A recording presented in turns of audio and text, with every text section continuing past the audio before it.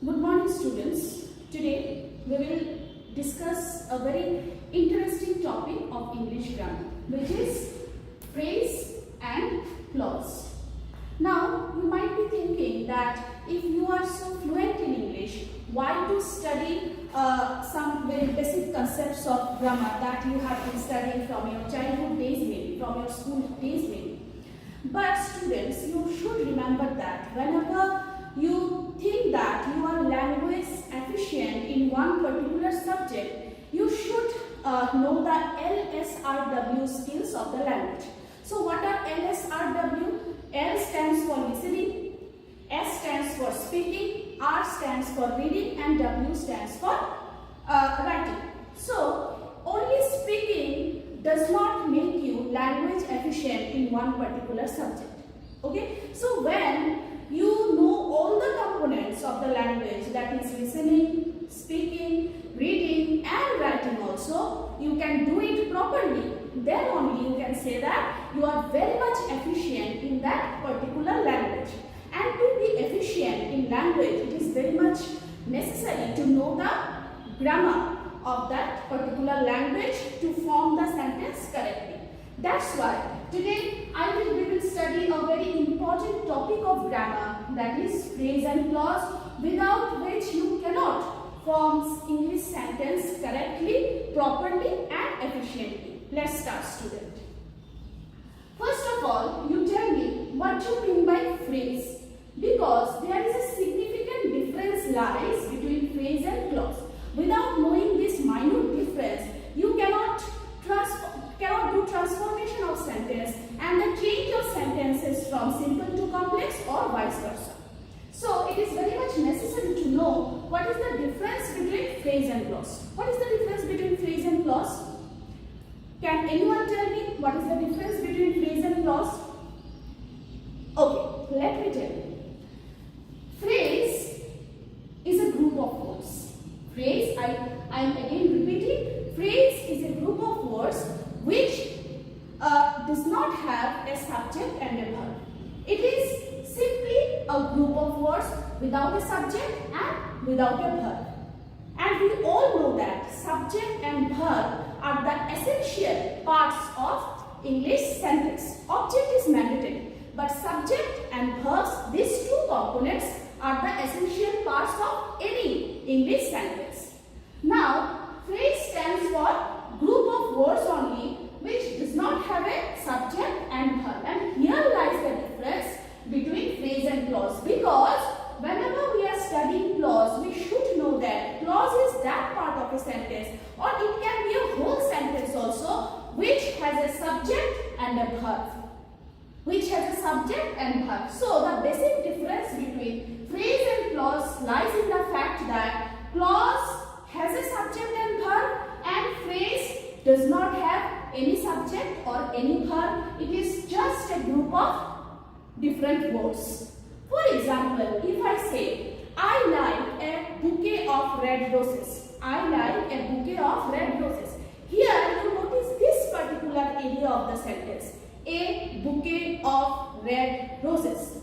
Now, here in this part, a bouquet of red roses, you can notice that there is no subject, no verb. A is an article, bouquet is a collective noun, of is a preposition, red is an adjective, flower is a common noun. So you can say that here in this part there is no subject, no verb, simply a group of words. So this part of the sentence, a bouquet of red roses or red flowers, is a phrase. Now if I look at the whole sentence, I like a bouquet of red roses. Now here in this whole sentence, I is the subject and like is the verb.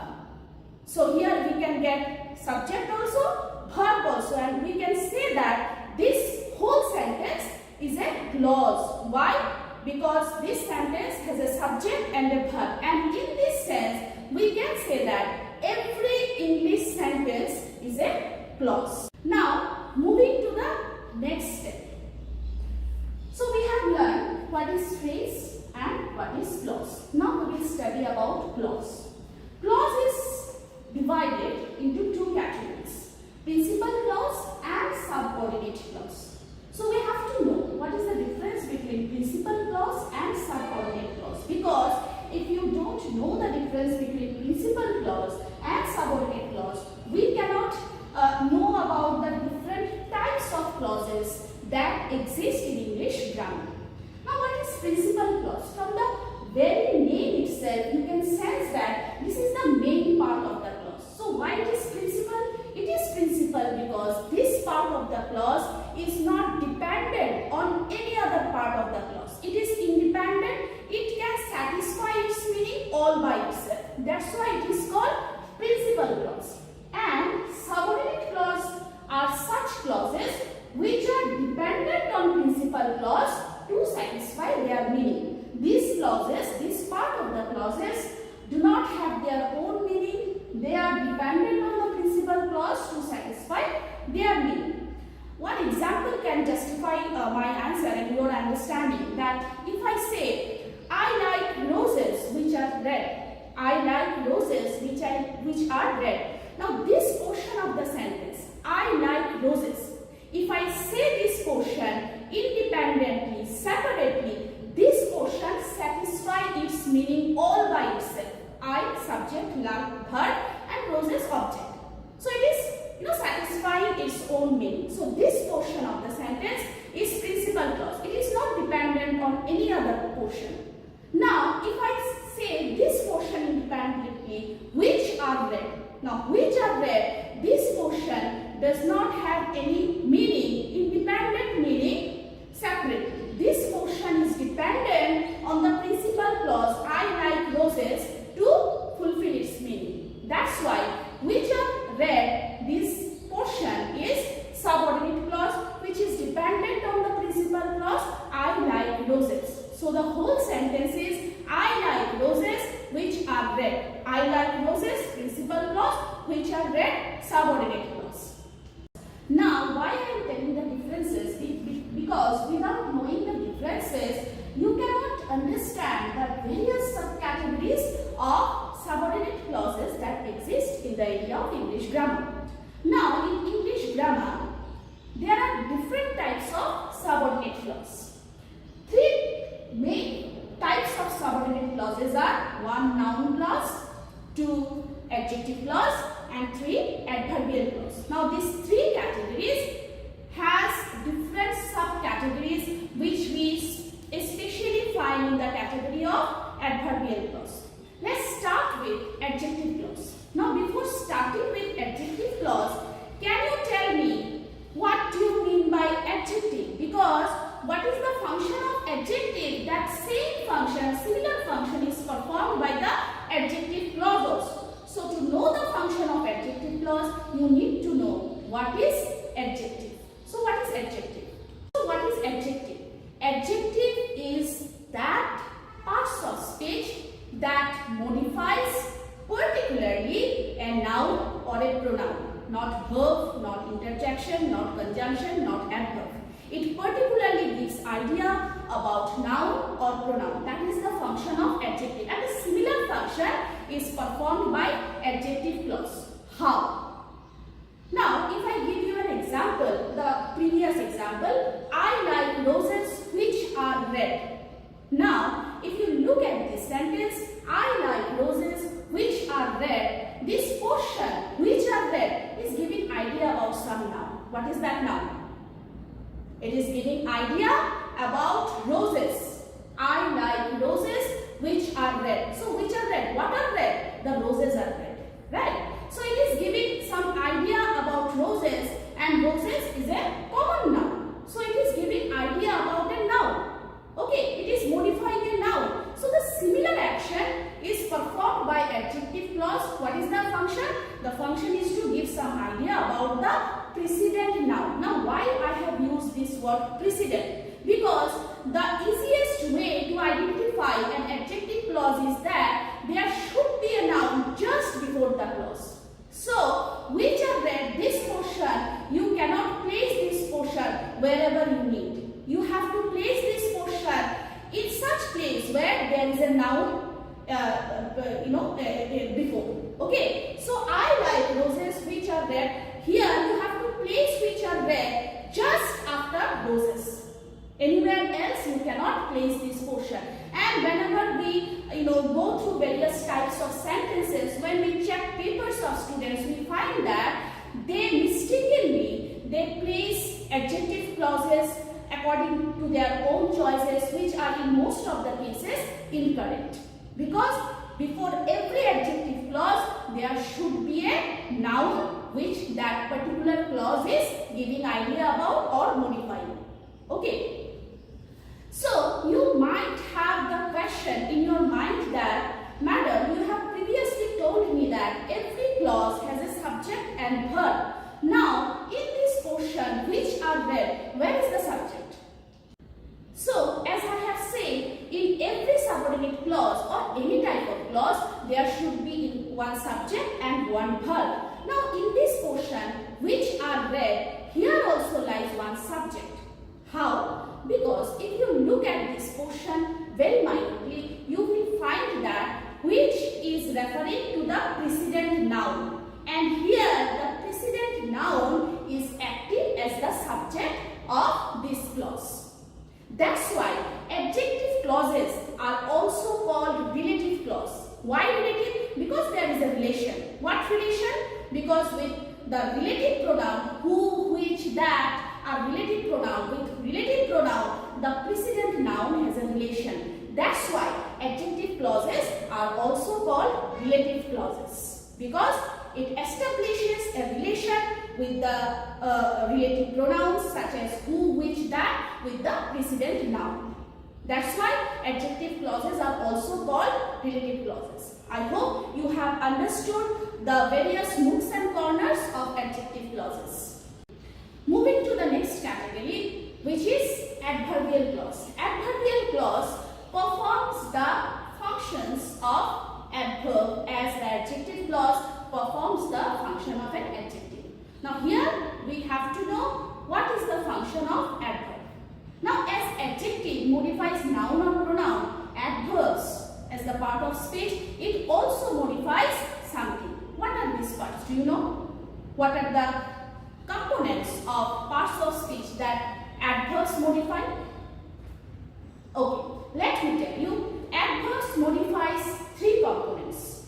The first one is verb, the second one is adjective, and the third one is another adverb.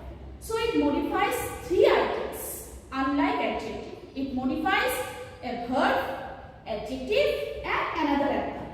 The different categories of adverbial clauses are adverbial clause of time, adverbial clause of place, adverbial clause of reason, adverbial clause of condition, adverbial clause of purpose, adverbial clause of degree, and adverbial clause of concession.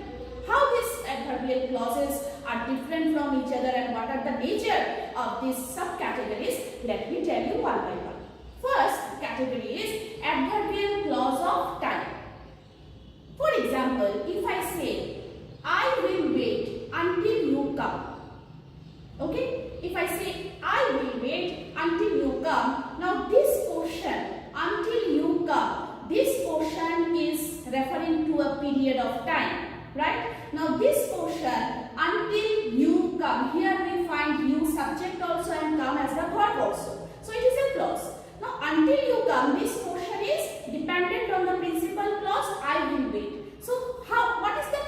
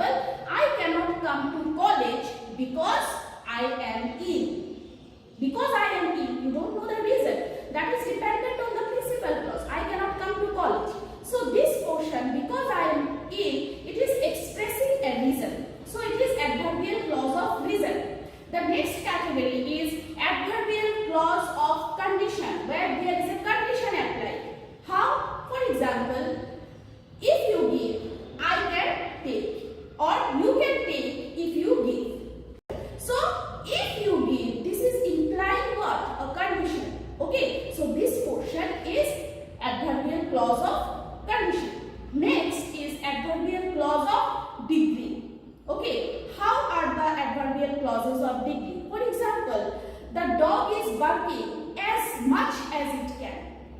Okay, the dog is barking is the principal clause, as much as it can.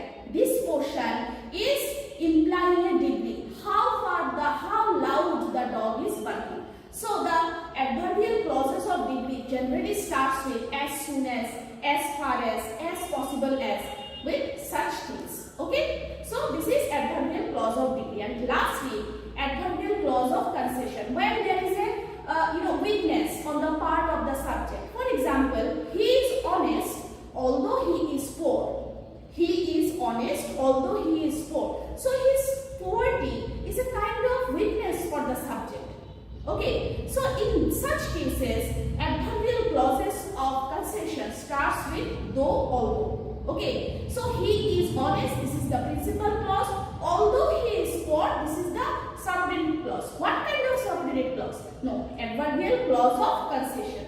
Now such adverbial clause of concession or condition, these subordinate clauses can be placed at the beginning of the sentences also. It is not necessary that the principal clause should be placed in the beginning of the sentence. That is not necessary. We can say like this: although he is poor, he is honest. So the subordinate clause is placed at the beginning of the sentence. So one more category is left, that is adverbial clause of purpose, where the adverbial clause is explaining some purpose. For example, I am giving you an example of simple sentence. We study to get success. We study to get success.